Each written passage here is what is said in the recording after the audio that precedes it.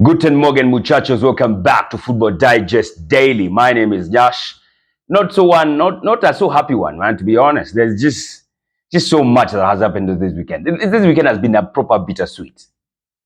Like Arsenal beating people like, properly. Personally, I was on set over the weekend doing a movie for the first time in a decade, and then Super Eagles lost. And then this morning, I'm hearing news of Kenya having lost Kelvin Kiptum. Our world marathon record holder is gone at just the age of 24.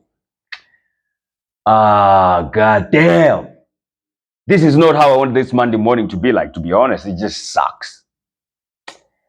God damn. So Kelvin Kiptum, man, died last night or around half past midnight or around midnight last night, if I may say, in a road accident, and he died alongside his coach, man. Fuck. Died alongside his coach. There was also another passenger who survived with serious injuries. They had an accident in Eldred Kaptagat Road. Man, Kiptum was just 24, my man. Born in 1999, he was preparing for the Rotterdam Marathon, I think, where he was trying to break or to run under 2 hours in a normal marathon. You see, like, Eliud Kipchoge ran under 2 hours, but it wasn't in a marathon. It was like in a very ideal situation. Everything was said. It wasn't a marathon. He wasn't competing with no one. So Kiptum wanted to do that in a normal marathon and do it in under 2 hours. Goddamn. We're not going to be seeing that now. Yumenda. Akianan Yumenda. Yeah, man. He's died this morning in a road accident. Dude was prepping for Rotterdam, the last marathon he was going to do before he goes for the Olympics in Paris later in July, August.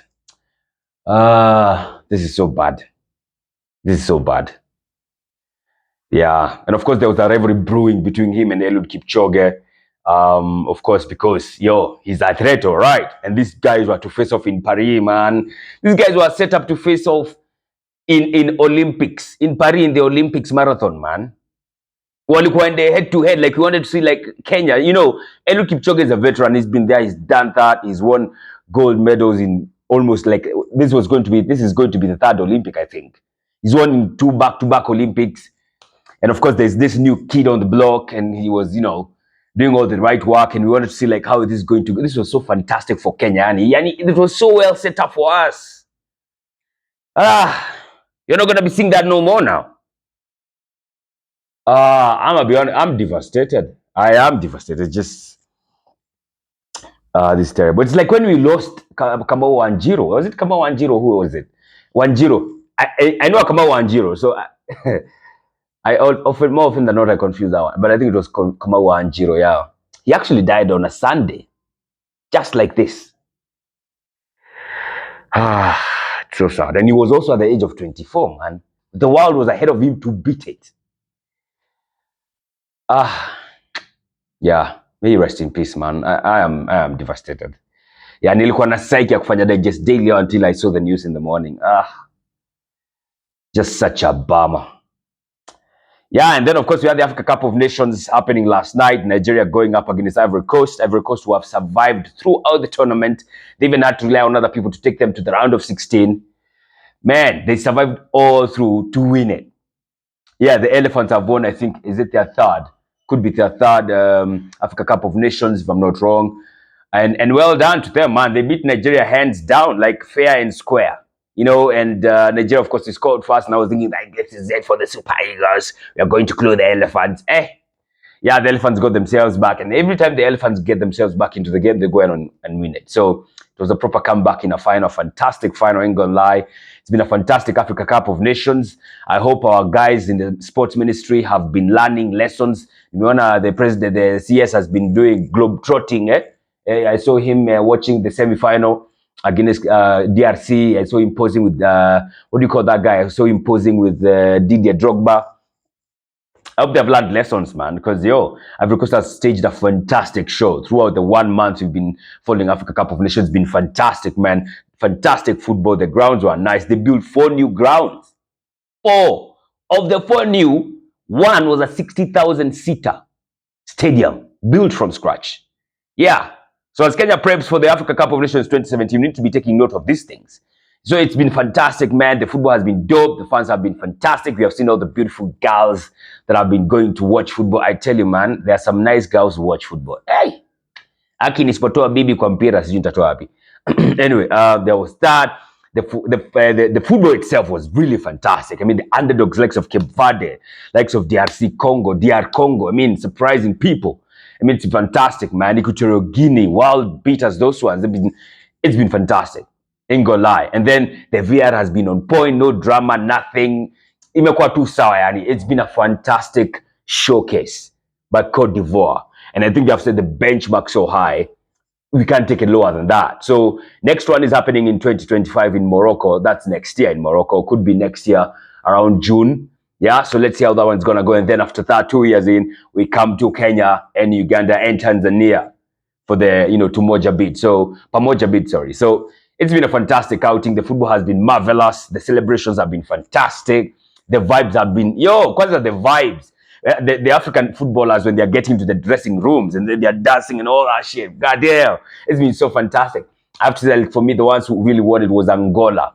Angola walikuwa tu vibe, man. Hey, Angola ni vibe. All those guys, it's a vibe. Because the guy who has died here. And then there was also Cameroon. Cameroon had like a guy who was always dancing like every now and then. Like, the dude was not playing. I don't think alikuwa a footballer even. I think maybe they just hired him for vibes. He was fantastic. So the vibes in AFCON have been top notch. It's been a heck of a joy to watch. I've totally enjoyed it. And Cote d'Ivoire have surpassed all odds to go on and win it. So congratulations to them. Nigeria have a crack again, in next year in 2025. And I can't really blame her. I don't think we played badly, to be honest. I don't think we did. We had a couple of chances. We were not clinical enough. But I don't think like it was a dismal performance from Nigeria, really. So yeah, I'm gonna give it to the Elephants, man. They won it, so congratulations to them. So it's been a fantastic Africa Cup of Nations. Then of course they had the Premier League going down. We had the early kick of Man City versus Everton. Easy game for Man City. I thought they were going to win. They won it 2-0. Haaland with a brace. Goddamn. So that was cool for them. And then you had a plethora of games happening at 6 p.m. Anyone that is worth the salt? Not really. Liverpool beating Burnley. Wolves lost to Brentford. In the predictions, we called Brentford to lose, or I did. Fulham beat Bournemouth. Yeah, nothing much to talk about in the games that are played at 6 p.m. Spurs beat Brighton 2-1. So that was a good game by them and a big win for Spurs. And yeah, then we came to Sunday, West Ham versus Arsenal. I told you, you can't bring a hammer to a gunfight. And that is what West Ham did. And we absolutely obliterated them. 6-0. Yes, fantastic. Good way to build our goal difference. Got ourselves level 1 points now with Manchester City with the same level, with the same number of goals. I mean, same goal difference. So that was cool. I mean, attacking them in all ways they can think of: set pieces, normal goals, long range, short range goals, everything you could think of. Gabriel, Saliba with a goal each. Gabriel and Saliba are moving like Bergkamp and Henry. Kid you know, man, these baggers are really good. I'm fucking loving it. Then, of course, Saka with a brace, with a penalty and a fantastic finish. The authority with which he thumped that second goal. Fantastic. And I think now he has 10 goals, if I'm not wrong. And now that one got him to 50 goals. The youngest ever Arsenal player to get to 50 goals. Crazy when you think about it. So, yeah, that was cool. And I think it's 50 goals in the Premier League, if I'm not wrong. Declan Rice, goddamn, he absolutely scored a cracker, a banger, a screamer. Yes, just to shh all those guys. There are some Western fans who are booing Declan Rice when we played them in the league. How crazy is that? Really? Yeah, so he silenced them a good one with a cracker. 2 goddamn fantastic assists for him. Man, Declan Rice had a very good game, ain't gonna lie. The goal was fantastic. He had 2 assists. Odegaard. I saw a stat saying since they started recording stats in 03-04 season, no player has ever completed more than 100 passes, created more than 5 chances. Odegaard created 7 to be precise, and had 2 assists in a single match. No one has done it before. No one. Yeah, so yeah, Odegaard is simply amazing. So all these guys, man, they were all amazing. And on top of that, we kept a clean sheet. Biggest loss that West Ham have gotten at home in 61 years. Yeah. Biggest away win we have had since God knows how long. So, fantastic outing for Arsenal. Then after that, we had West Ham, we had Man United going to Aston Villa and winning at Villa Park. You know what? I will give them credit. They won at Villa Park. right? But they gave away so many chances, man. Like, I kid you not, Aston Villa had so many chances to kill Manchester United, but they did not. So, yeah, man. So, big win for Manchester United, of course, closing the gap between them and Aston Villa. And, of course, Fulham. Villa are now fifth. They're also the top four now. Yes, and I think there's 5 points now between Manchester United and Aston Villa. So Manchester United are growing and moving on confidently. Well, Højlund scored a goal, 5 in a row now for the guy. It's looking good for him, man. Ain't gonna lie. So fantastic goals all through, man. And yeah, Aston Villa Mazejo. Hey, Villa. Honestly, for me, I called Villa to spank them Devils, but I didn't know Villa are going to waste so many chances. They wasted a lot of chances. Ain't gonna lie, they wasted a lot of chances. So yeah, Manchester United won that game. So it's looking fantastic. Liverpool are still top. Of course, they won 3-1 against Burnley. Man City are second because of the 2-0 win against Everton. Arsenal are third, of course, and Tottenham are fourth. Chelsea plays tonight against Crystal Palace. That's going to be a cracker. It's a London derby. So let's see how that one is going to go. Of course, Chelsea, there is so much going on at Chelsea. They need to win this one really, really quickly. So let's see how that one goes if they can get themselves. Wolves lost. So if Chelsea win tonight, I think they go to number 10. They are stuck at number 10. Washinde wakae nini wanagatu number 10. It's like Manchester United. They win, they lose, they always stay at 6th. Songi and Arsenal. Arsenal lose, win, we stuck at 3rd. But I would rather be stuck at 3rd than 6th. Or you'd rather be stuck at 6th than 10th. So yeah, it's looking all right. Of course, that flag is for DRC. I think it's the team that made me happiest the most, besides Nigeria, of course. DRC, of course, it's in the East African community. I'm from East Africa, so yeah, I absolutely love what these guys did for us in the Africa Cup of Nations, because there are some neighbors of ours who couldn't do nothing for us. So DRC did fantastic. They finished 4th. They lost to South Africa in the 3rd place playoff. So it's been a fantastic outing. The Africa Cup of Nations has been fantastic. Now let's wait for the Champions League, which is resuming this week. As we go to Valentine's, we build up to it. We go all the way to the final. We see if we can host a watch party for the final. We finish up with the Champions League. We go to the Euros. We finish up with the Euros. We go to the Olympics. Yo, it's well set up, man.